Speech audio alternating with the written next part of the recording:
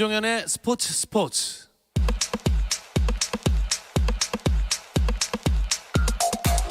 올해도 금요일 이 시간에는 축구 이야기 나누도록 하겠습니다. 금요일 저녁의 축구 이야기 축구장 가는 길 시작할게요. 월간 축구 전문지 포포투의 류청 기자 나오셨습니다. 안녕하세요. 네, 안녕하십니까. 네, 오늘 서우정 축구 전문 기자가 약간 이 교통 사정으로 조금 늦게 오고 있기 때문에 일단 시작을 단둘이서 오붓하게 한번 해보겠습니다. 네. 요새 이적 시장 뉴스들 계속 나오더라고요. 네, 저는 사실 깜짝 놀라는 게 이게 쉬면서도 직업병처럼 이 축구 뉴스를 계속 보게 되거든요. 예. 근데 이 쉬는 날도 이렇게 이적설이 많이 쏟아지는 걸 보면서 제가 취재를 잘못한 건가? 내가 모르는 이적설이 왜 이렇게 많지? 이러면서 좀 예. 반성도 하고 생각보다 코로나19 때문에 뭐 리그도 제대로 열리지를 못하고 리그를 다 치렀지만 축소해서 열렸잖아요. 네. 그래서 좀 차가워질 거라고 생각을 했는데 예상외로 엄청나게 뜨거운 이적 시장이 진행되고 있어서 뭐 취재를 하면서도 좀 흥미진진한 부분이 있습니다. 네, 뭐 이적 시장도 그렇고 감독 선임 과정도 그렇고 사실 말씀하신 대로 좀 얼어붙을 거다 날씨처럼 이런 예상이 많았는데 의외예요. 네, 뭐 K리그 원 감독 기준으로 보면 거의 절반이 바뀌었고요. 예. 그 와중에 뭐 홍명보 전 대표팀 감독도 울산으로 돌아왔고 뭐 감독은 아니지만 이영표 2002 한일 월드컵의 영웅 이영표도 지금 강원FC 대표이사로 부임을 했거든요. 네. 그러면서 이 뭐 감독이나 뭐 구단 수뇌부급에서도 엄청난 변화가 일어났고 그리고 이후에 뭐 이어진 이적 시장에서도 이런 변화를 틈타서 엄청나게 많은 이적이 이뤄지면서 예. 흥미진진한 겨울을 보내고 있습니다. 네, 자 이제 주요 이적들을 정리해볼 시간인데 지금 서우정 기자가 아주 급하게 들어오고 있습니다. 이제 함께 더 이야기를 진행해 보도록 하겠습니다. 일단 주요 이적들 오늘 나온 소식 짚어볼까요? 네, 일단 울산 현대에서 신영민 선수, 그러니까 전북 현대의 주장까지 맡았던 신영민 선수를 품었고요. 뭐 이전에 소식이 많이 나오긴 했지만 부산의 뭐 대들보였던 이동준 선수를 트레이드로 품에 안았습니다. 그리고 인천 유나이티드는 공격수 김현 선수를 데려왔고요. 강원 FC는 신창무, 안병준, 마사, 윤석영 선수를 쓸어 담으면서 이영표 대표가 열일하고 있는 거 아니냐 뭐 이런 얘기가 나오고 있습니다. 그리고 이적설의 폭풍 영입을 하고 있는 수원FC가 윤영선, 정동호, 김상원, 양동현 선수를 영입 오피셜을 연달아 띄우고 있습니다. 진짜 많이 나오고 있어서 하나하나 정리하기가 어려울 지경인데 뭐 그중에서도 두 선수를 좀 짚어보자면 이정엽 선수랑 김광석 선수가 될 것 같아요. 네, 일단 이정엽 선수는 국가대표 공격수에 있는데 물론 뭐 팀이 이제 떨어지긴 했지만 1부가 아닌 2부인 예. 경남FC에 입단했거든요. 이정엽 선수는 FA 자격을 얻었기 때문에 자신이 원하는 팀을 골라갈 수도 있었는데 경남을 선택한 것이 좀 의외였고요. 김광석 선수는 포항 스틸러스에서만 18년 차를 지내고 있던 그러니까 두 시즌은 물론 이제 상무를 갔다 왔긴 했지만 원클럽맨이었는데 인생의 이제 마지막 그러니까 선수 생활 황혼기를 인천 유나이티드로 이적을 했기 때문에 이 부분을 두고도 도대체 왜 이적을 한 것인가 이런 이야기들이 돌고 있습니다. 실제로 포항 팬분들을 비롯해서 많은 사람들이 아쉽게 느낄 수밖에 없을 것 같아요. 네, 일단 원클럽맨이라는 게 최근엔 쉽지 않습니다. 물론 이제 축구계를 낭만적으로 보시지만 이게 돈이 돌아다니는 프로축구 리그인데다가 직업이죠. 네, 베테랑들은 어쨌든 간에 뭐 예전보다는 못한 취급을 받고 있고 어쨌든 젊은 선수들의 투자를 할 수밖에 없는 구단이기 때문에 원클럽맨은 정말 드뭅니다. 김광석 선수는 포항에서 뛰면서 385경기를 뛰었거든요. 그런데 이거는 신태훈 감독 이 성남 1화에서 그러니까 전 성남에서 뛰었던 401경기에 이어서 원클럽맨 2위 기록이었어요. 그러니까 올 시즌만 제대로 소화한다면 이 기록도 넘어설 수 있는데 김광석 선수가 385경기를 마치고 포항 유니폼을 벗고 인천 유니폼 입었던 거에 대해서 팬들도 그렇고 저도 사실은 매우 놀랐습니다. 요새는 뭐 원클럽맨 이런 프랜차이즈 스타를 보기 힘든 분위기라고들 하지만 그렇죠, 참 의아한 일인데 어쨌든 서우정 축구 전문기자 이제 숨 좀 고르셨나요? 네, 골랐습니다. 죄송합니다. 네, 새해 복 많이 받으시고요. 네, 새해 복 많이 받으시고요. 이 김광석 선수가 갑자기 인천행을 택한 이유는 그래서 뭘까요? 많은 내용들이 이제 얘기가 나오고 있습니다만은 가장 결정적으로는 이제 계약 기간에 대한 차이가 있었던 것 같아요. 포항은 작년에도 그랬었고 재작년에도 그랬었고 아무래도 김광석 선수가 이제 내년이면 우리 나이로 40이 됩니다. 예. 그러다 보니까 선수의 어떤 경기력이나 육체적인 갑작스러운 저하, 요즘 표현으로 에이징 커브라고 많이 하는데요. 그런 것이 이제 오지 않을까라는 걱정 때문에 매년 재계약을 이제 1년 단위로 해오고 있었는데 김광석 선수는 조금은 더 안정적인 계약을 보장해 달라라고 예. 하면서 이제 지난 시즌에도 2년을 좀 요청을 했는데 1년밖에 되지 않았었거든요. 그런 시점에 이제 인천이 김광석 선수에게 2년 계약을 제시를 한 겁니다. 그렇게 되면서 김광석 선수도 보다 확실하게 좀 선수 생활을 이어갈 수 있는 그곳에 대한 선택을 좀 우선으로 했고 포항에서는 연봉은 오히려 포항이 조금 더 우위였다고 해요. 하지만 그런 안정성 때문에 결국은 선수가 마지막 어떤 황운기의 이적을 택한 것 같습니다. 근데 제가 나중에 생각해 보면 이 원클럽맨을 마지막에 이제 딱 그 놓치게 되는 거잖아요. 좀 본인이 스스로 나중에 아쉬울 수도 있을 것 같아요. 뭐 지금은 모르지만 결과적으로 돌아보면 아쉬움과 원망이 좀 크지 않을까 싶습니다. 왜냐하면 뭐 프로기 때문에 당연히 선수 생활을 길게 할 수 있는 팀을 택한 것은 뭐 지금으로선 당연한 건데 돌아보면 어떤 결론을 내리게 됐을까 라는 생각을 해보면 저라면 조금 후회는 될 것 같아요. 어떤 이유든 간에.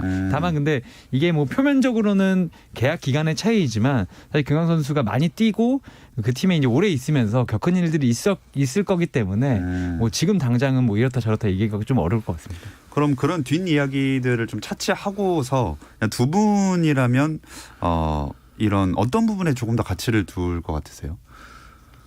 조금은 어려운 문제긴 한데 저는 그렇게 생각해요. 원 클럽맨이나 어떤 프랜차이즈 스타, 레전드라는 표현이 이 스포츠에서 얘기할 수 있는 가장 좀 아름답고 순정적인 로맨스라고 할 수 있는데 사실 저희가 뭐 로맨스 영화야 매년 1년에도 수없이 나오지만은 그렇죠. 정말 아름다운 로맨스 영화, 뭐 러브 스토리라든가 사랑과 영웅 이런 드라마들 이런 영화들이 자주 나오는 건 아니잖아요. 그만큼 이제 원 클럽맨이라는 가치를 찾기가 힘들기 때문에 저였다면 조금은 원클럽맨에 더 집착을 했을 것 같은데 근데 선수 입장은 또 다양한 부분도 있는 것 같아요. 또 김광석 선수 같은 경우에는 아이들 교육 문제로도 한 최근 2년 정도 많이 고심했다고 하거든요. 그러면서 좀 이제 수도권 쪽으로 오는 것을 더 가족들이 선호했다고 하고 이 계약이라는 것이 이렇게 상당히 어려운 것 같습니다. 네, 진짜 뭐 개인사는 다 알 수 없는 문제니까요. 그리고 이정엽 선수 경남행도 진짜 의외였어요. 네, 이정엽 선수가 어쨌든 간에 자유계약 선수 194명 중에 뭐 최대역까지는 아니어도 그래도 공격수는 비싼 포지션이고 인기 있는 포지션이기 때문에 상당히 콜을 많이 받았을 텐데 어쨌든 설기현 감독이 있는 경남으로 이적을 했고요.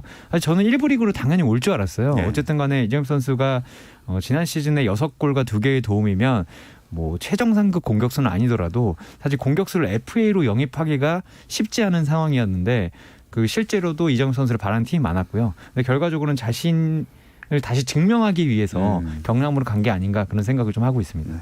진짜 사실 2부로 떨어지는 걸 좀 싫어할 수도 있을 것 같은데 더 자세한 이유가 궁금하거든요.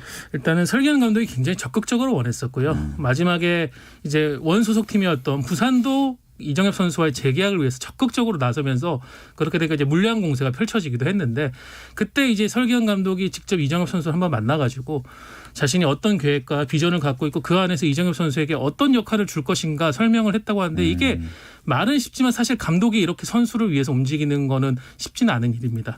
거기서 이정엽 선수도 또 마음이 좀 움직였다고 하고요. 한편으로는 K리그 전체를 봤을 때는 이제는 2부 리그와 1부 리그의 간격이 이만큼 줄어들었구나.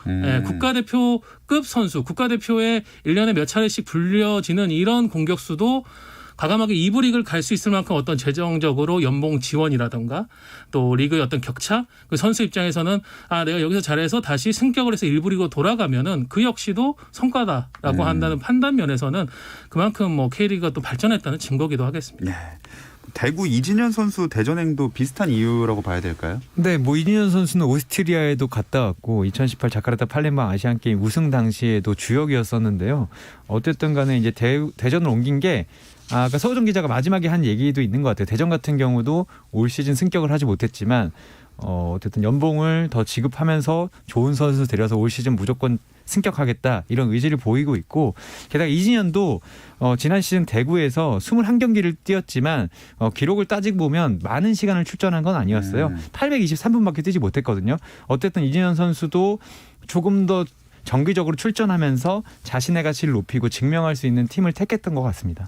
확실히 상대적으로 주전 경쟁은 조금 더 수월한 게 이유가 될 수는 있겠네요. 그렇죠. 아무래도 경기를 안정적으로 뛰는 것이 선수들 입장에서는 가장 중요하고요. 아무리 연봉을 많이 주더라도 경기를 뛰지 못해서 그 선수의 가치가 떨어졌을 때는 그 다음 시즌, 그 다다음 시즌까지도 여파가 이어지기 때문에 선수들로서는 그런 출전에 대한 감독이 어떤 비전을 줬는가 그것도 상당히 좀 많이 통용이 되고 이진현 선수도 뭐 유천 기자 얘기했지만 이민성 감독과의 어떤 그런 교감, 신뢰 이런 것들이 많이 작용을 했을 것 같습니다. 최근 들어서 이런 부분들이 많은데 뭐 그 20세 이하 월드컵에서 정종용 감독과 함께 성과를 냈던 뭐 황태현 선수나 이상민 선수도 최근에 서울 이랜드 FC로 이적과 또 임대 후 완전 이적을 택했거든요. 예. 이런 걸 볼 때도 확실히 지도자에 대한 믿음이 선수들의 선택에 중요한 영향을 미치는 것 같습니다. 아, 인사가 만사 아니겠습니까? 예. 그동안에도 1부에서 2부로 옮긴 케이스가 없진 않을 텐데 성공 사례들이 있었나요? 올 시즌 그 제주를 보면 좀 알 수 있을 것 같아요. 주민규 선수나 공민현 선수, 뭐 정조욱 선수 같은 선수들이 사실 1부 리그에서 뛸 수 있었고 좋은 조건을 그래도 받을 수 있는 선수들이었는데 이 선수들이 2부 리그에서 바로 승격을 노리는 제주로 이적을 해서 물론 남길 감독과 이제 함께 가긴 했죠. 바로 올 시즌에 승격을 잃었고 뭐 두 선수는 지금 선수로 남아 있고 정조욱 선수는 은퇴해서 코치를 합류했는데 이런 걸 보면 성공 사례도 뭐 쉽지 않게 있어 보입니다. 네. 자, 이 경남이 이정엽 선수를 데려가면서 설기현 축구가 올해 어떤 모습을 보일지도 궁금해지는데요. 이 이야기 잠시 쉬었다 와서 나눠보겠습니다.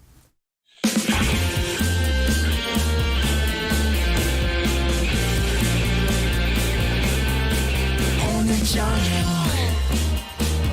김종현의 스포츠 오늘 저녁 김종현의 스포츠 김종현의 스포츠 금요일 밤의 축구 이야기 축구장 가는 길 듣고 계시고요. 월간 축구 전문지 포포투의 류청 기자, 서우정 축구 전문 기자와 함께하고 있습니다. 경남이 이정엽 선수에게 이만큼까지 아까 말씀해 주신 대로 감독이 직접 이 티를 낼 정도로 공을 들였다는 건 무조건 1부 리그로 다시 진입하겠다 이런 목표가 확고하다는 거겠죠. 그렇죠. 경남 같은 경우에는 2020 시즌 그러니까 지난해에 정말 눈앞에서 승격 기회를 놓쳤었거든요. 예.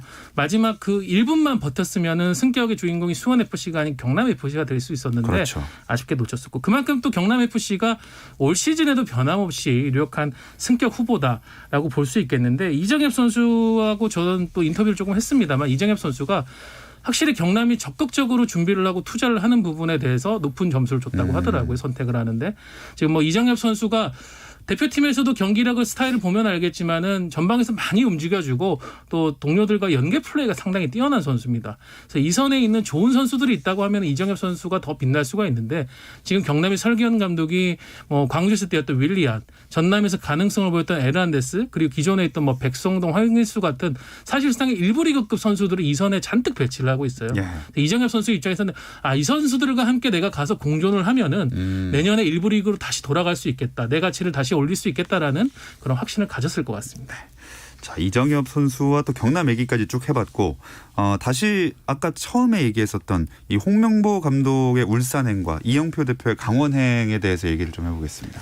네, 홍명보 감독은 사실 대표팀 감독이라는 수식어가 더 어울릴 정도로 연령배 대표팀을 거치고 뭐 성인 대표팀을 이끌고 월드컵까지 다녀왔어요. 근데 다만 이제 처음에 연령배 대표팀을 할 때와 올림픽 대표팀을 할 때는 이제 대한민국 역사상 처음으로 축구에서 동메달을 따면서 선전했는데 어쨌든 이제 월드컵 이제 마지막에 맡았던 팀 월드컵 대표팀에서 좀 실패를 맛봤고 그리고 중국으로 날아갔었을 때도 강등을 맛보는 듯이 끝이 좋지는 않았습니다. 그런 과정에서 이제 대한축구협회에서 전무이사를 3년 동안 하고 다시 이제 필드에 복귀를 했는데 홍 감독은 이제 오면서 이제 바로 사과까지 하는 뭐 예전에 뭐 B급 리그 이런 논란에 휘말려서 사과까지 하면서 복귀를 했는데 어쨌든 홍 감독이 되게 이름 있는 감독이고 사실 한국 축구에서 가장 상징적인 사람이었기 때문에 이런 사람이 K리그 무대로 돌아오면서 관심도가 높아진 건 사실이고 그리고 뭐 감독으로 돌아온 건 아니지만 이영표 강원FC 대표가 파격적으로 행보를 하면서 제가 그 강원도에 있는 기자들한테도 전화를 많이 받았어요. 네. 어떻게 할 것 같냐. 이번에 뭐 투자를 많이 하는 거냐. 이런 전화를 받을 정도로 사실 축구계에 있지 않은 사람들도 이 두 사람의 K리그 등장을 상당히 반기고 있는 것 같습니다. 뭐 이러나 저러나 이렇게 두 사람이 축구에 다시 K리그에 발을 들이면서 더욱더 이야기가 뜨거워지고 있는 것 같은데 홍명보 감독은 일단 트레이드 쪽에 좀 집중하는 분위기네요. 네, 뭐 최근에 이제 K리그 구단들의 전력 강화의 방향성이나 이런 게 뭐 감독 혼자만 오롯이 결정하는 건 아닙니다. 팀 내 이제 뭐 선수 지원팀 혹은 전력 강화실이라고 해서 선수 스카웃에 좀 많은 영향을 미치는 담당 부서가 있으니까 그걸 이제 홍명보 감독도 역시 이번에 복귀하면서 조율을 같이 하고 있는데 울산의 특징은 얘기하신 대로 좀 트레이드 시장에서의 큰 손. 이라고 할 수 있습니다. 올 시즌 코로나19 여파 때문에 아무리 각 팀들이 많은 현금을 쓰는 것에는 부담을 느끼거든요. 네. 그러다 보니까 팀 내에서 좀 전력적으로 이 선수는 이제는 어떤 팀의 중심이 되기 어렵다. 아니면 아직 잠재력에 그치고 있다라고 판단하는 선수들을 과감하게 활용을 하면서 지금 트레이드를 하고 있는데 울산 같은 경우에는 공격수 정훈성, 미드필더 이상은, 수비수 최준 이 세 명을 묶어서 부산에서 뛰고 있는 또 다른 국가대표 윙어죠. 이동준 선수를 데리고 오는 파격적인 3대1 트레이드를 지금 단행했습니다. 발표만 지금 남겨놓고 있는 상황이고요. 또 다른 또 울산의 잠재적인 공격수 21살의 이 박정인 선수 스트라이커인데 이 선수의 이제 현금을 조금 더 보태가지고 부산에서 뛰고 있는 활동량이 풍부하고 연계 능력이 좋은 미드필더 이규성 선수를 또 트레이드를 했습니다. 이 역시도 지금 발표를 좀 앞두고 있는데 이런 식으로 울산은 자신들이 보유하고 있는 어떤 자산에다가 어느 정도의 또 메리트를 붙여서 상대팀하고 좋은 카드를 맞추고 있습니다. 그러면 지난 시즌에 비해서 울산은 전력이 어느 정도로 좀 상승했다고 봐야 될까요? 현재까지? 아직 뭐 외국인 선수 이런 발표가 나오지 않았기 때문에 섣불리 예단하기 좀 어렵지만 홍명보 감독이 하는 것처럼 예전 팀들에서 했던 것처럼 수비를 단단하게 지키고 지금 데려오는 선수들 보면 연계가 좋고 뭐 이동준 선수 같은 경우에는 대한민국 차세대 윙어로서 이제 손색이 없는 선수거든요. 그러니까 좀 빠르고 효율적인 운동을 아까 경기를 좀 운영하려는 것으로 보이고 사실 울산이 지난 시즌에 정말 화력도 좋고 무엇도 좋았지만 결정력 부분에서 결정적인 부분에서 좀 무릎을 꿇었었는데 예. 이런 부분을 보완하려는 의지가 좀 엿보입니다. 울산은 또 다른 팀들보다 일정도 빨리 시작하잖아요. 네, AFC 챔피언스 리그에 오르면서 아시아 챔피언이 되면서 피파에서 주최하는 클럽 월드컵에 출전을 하게 됐습니다. 이제 2월 초부터 카타르에서 열리게 되는데 그러다 보니까 울산 입장에서는 다른 팀보다 동계훈련 일정을 조금 줄어들고 예. 실전을 먼저 치러야 되는 상황이 됐습니다. 어제 이제 홍명보 감독이 취임 기자회견을 치르고 곧바로 지금 아직 그 휴가 중인 선수들을 제외한 10여 명의 선수들과 일단 훈련을 시작했는데 지금 뭐 통영으로 가서 1차적인 훈련을 하고요. 그다음에 이제 1월 말에 피파에서 제공한 전세기를 타고 카타르로 넘어가서 현지 적응 훈련과 대회를 치르게 될 예정입니다. 정신없는 겨울을 보내고 있는 울산이고요. 또 이영표 대표는 어떤 행보를 보이고 있습니까? 가장 놀랐던 거는 새벽 벼뚜부터 사실 지난 시즌 수원 FC에서 둘이 합쳐서 25골 이상을 터트리는 활약을 했던 공격수 안병준과 마사를 동시에 영입한 건데 이 선수들을 영입하려는 영입전이 상당히 치열했어요. 도대체 어디로 갈까 이런 고민이 좀 됐었고 근데 주인공은 정말 강원이 파격적으로 발기 품게 됐었고 그리고 윤석영 선수 이제 계약이 끝나서 FA 자격을 얻은 윤석영 선수 국가대표급 풀백까지 데려오면서 예. 강원이 올 시즌 제대로 하려나 보다라는 생각을 하게 됐고요. 사실 강원이 계속 부족했던 게 외국인 선수였는데 외국인 선수 영입도 제대로 하려는 움직임이 좀 보이고 있습니다. 이런 얘기를 들어보니까 이영표 대표가 부임한 다음에 분위기는 좀 좋을 것 같네요.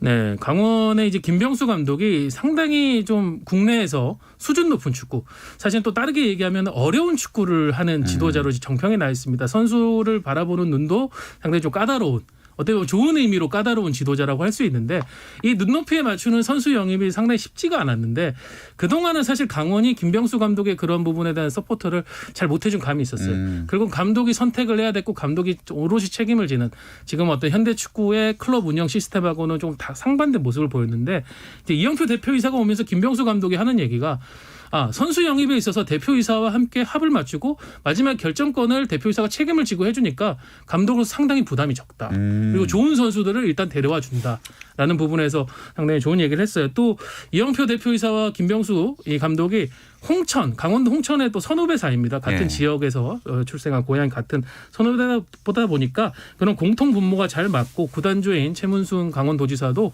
좀 두 사람의 협력을 상당히 좀 잘 이끌어가고 있습니다. 자, 그리고 이 강원의 안병준과 마사를 내준 수원FC. 근데 이 행보가 만만치가 않더라고요. 수원FC의 행보를 보면 울산이 한 3년 전에 했던 것처럼 국가대표 출신들을 죄다 모으고 있는데 뭐 양동현의 박주호, 김승준, 김상훈, 김호남 그리고 박지우 선수도 이제 돌아와서 수원 FC 유니폼을 입는다는 소리가 있거든요. 그걸 정말 인상 깊게 보고 있고 제가 그래서 오늘 좀 전화를 돌려봤더니 예. 수원 FC가 올 시즌 무조건 남겠다는 의지를 정말 강력하게 보여주고 있고 그 여기도 똑같이 김호건 감독과 김호건 그 단장과 이 감독 간의 이 신뢰가 두텁기 때문에 이 영입전에서도 상당히 속도를 내고 있는 것 같습니다. 네, 선수가 워낙 많이 바뀌어서 이러면은 베스트 11 절반 이상이 바뀌어 있는 수준 아닙니까? 보통 이제 승격팀은 고민의 갈림길에 서게 되죠. 같이 올라온 선수들의 어떤 조직력이나 이 선수들에게 대한 보상, 목적의식 이런 거를 믿을 텐가 아니면 일부 리그에서 좀 잔뼈가 굵고 경험이 많은 선수들을 데려와 가지고 우리 확실히 살아남는 생존 전략을 취할 것인가 여긴데 수원FC 과거 2016년에도 한 차례 승격을 한 적이 있죠. 하지만 1년 만에 바로 내려갔습니다. 네. 그때 수원FC가 취했던 전략은 좀 전자 쪽에 가까웠어요. 기존 선수들을 좀 더 믿는 그런 선택을 했는데 수원FC 김호곤 단장은 뭐 지도자로서 또 행정가로서 잔뼈가 굵은 인물이거든요. 그러다 보니까 우리가 이번에 살아남기 위해서는 베테랑들 그리고 수준 높은 무대에서의 생존 전략을 갖고 있는 선수들의 경험을 믿어야 된다라는 쪽으로 좀 방점을 둔 것 같습니다. 그러다 보니까 베스트 11 반 이상이 바뀌었는데 많은 분들이 관심이 있는 것 같아요. QPR이 되느냐, PSG가 되느냐 네. 이런 얘기들을 많이 하는데 과연 김호곤 단장과 김동현 감독의 이 선택이 어떤 결과로 이어질지 지켜봐야 될 것 같습니다. 좀 극단적인 얘기긴 하지만 그럼 상위 스플릿 갈 수 있을까 없을까 한번 예측을 해볼게요. 저는 쉽지는 않을 거라고 봅니다. 네. 어쨌든 간에 QPR이다. K리그 QPR은 아니고요. QPR처럼 뭐 이렇게 강등권에서 허덕일 네네. 것 같지는 않지만 다만 이제 K리그의 전력이 조금씩 상향 평준화되고 있고 경쟁이 치열해진다고 봤을 때 이 선수들이 분명히 좋은 선수들이지만 어쨌든 수원FC가 엄청나게 뭐 울산이나 전북 정도의 돈을 써서 데려온 건 아니거든요. 이 선수들의 가격에 맞는 정도의 활약을 할 것 같고 다만 이제 좀 그 인상적인 부분이 일단 김도균 감독이 젊지만 상당히 그 지도력이 뛰어난 감독이에요. 그 선수들을 가지고 어떤 축구를 할지 그건 좀 궁금하게 합니다. 서우정 기자는 짧게 어떻게 보시나요? 저는 뭐 돌풍의 가능성을 갖고 있는 팀이라고 생각해요. 하지만 유청 기자 얘기대로 지금 데려온 선수들의 이름값에 비해서 최근의 어떤 경기력이나 활약은 조금 사실 미진한 부분이 있거든요. 그거를 이제 좋은 재료는 일단 갖고 왔으니까 이 칼을 어떻게 갈고 닦아서 김도균 감독이 쓸지를 저는 좀 지켜보고 싶습니다. 자, 축구장 가는 길 여기서 마무리를 하겠습니다. 월간 축구 전문지 포포트의 류청 기자, 서우정 축구 전문 기자와 함께했습니다. 두 분 고맙습니다. 감사합니다. 주말 스포츠는 9시 20분부터 함께 하실 수 있고요. 저는 월요일 8시 30분에 다시 돌아오겠습니다. 김종현의 스포츠.